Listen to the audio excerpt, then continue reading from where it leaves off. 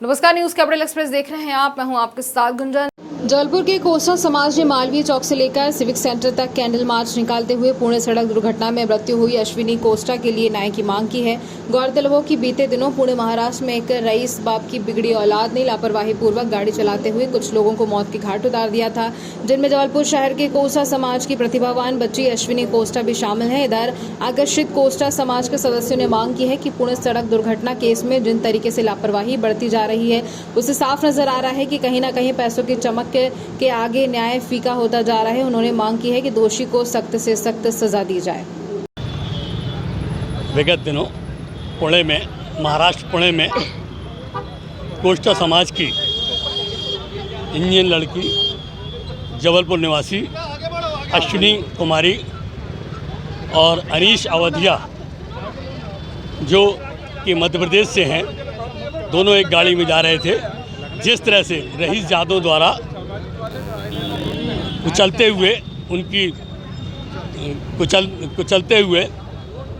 उनकी हत्या की गई और उसके बाद शासन प्रशासन वहाँ का जिस तरह से उस आरोपी के आव भगत में लगा रहा, जिस तरह से सोशल मीडिया में चल रहा है कि पिज्ज़ा वगैरह भेंट किया जा रहा था, और फिर इतने के बावजूद भी शासन प्रशासन के आँख के नीचे उस आरोपी के माता पिता जो बहुत बड़े बिल्डर हैं और राजनीतिक दलों से संबंध रखते हैं, उन्होंने बच्चे की नाबालिग का सर्टिफिकेट बनवाया डॉक्टर से। शासन प्रशासन क्या कर रहा था? हमारी यही मांग है कि नाबालिग का सर्टिफिकेट बना के इतना बड़ा अपराध किया, योजनाबद्ध तरीके से गाड़ी चढ़ाकर होनहार बेटे बेटियों की हत्या की गई, और जिस तरह से संरक्षण दिया जा रहा है।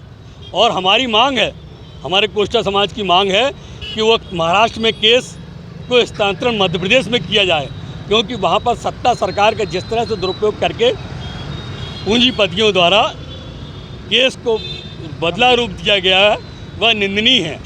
और हम आज कोस्टा समाज द्वारा मृत आत्मा की शांति के लिए श्रद्धांजलि सभा आयोजित की गई है और कैंडल मार्च का आयोजन करके हम मौन जुलूस निकालकर शोक संवेदना व्यक्त कर रहे हैं। कहाँ तक निकाला? और ये सिविक सेंटर से प्रारंभ हुआ और 3 पत्ती चौराहा, मालवीय चौक होते हुए फिर सिविक सेंटर पहुंचकर वहां पर समापन होगा।